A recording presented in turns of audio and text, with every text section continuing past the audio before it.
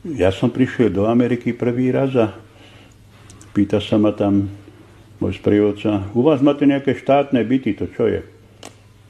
Hovorím, tak štát postaví sídlisko, tie 30 000 bytov a rozdelí byty medzi žiadateľov o byt, mladomanželov a tak podobne, hej.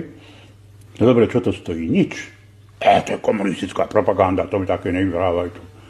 Oni netušili, že sú tu že byty zadarmo, štátne byty zadarmo. Veď mladomanželský pár si napísal žiadosť, dal na Národný výbor, keď sa postavilo sídlisko, dostal 2-3-izbový byt, platil len nájomné už. Ten byt nestál ani korunu. Čiže čo sa týka tých sociálnych podmienok, podľa vás Pozerám sa v New Yorku, tam popri múroch, v škatuliach zabalené nejaké osoby. Hovorím, to čo je? No, to sú bezdomovci. A to čo je?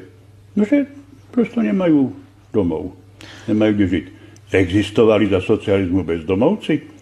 Len taký, čo sa mu absolútne nechcel robiť, čo sa vyhýba robote, ale aj ten sa mal dobre ešte.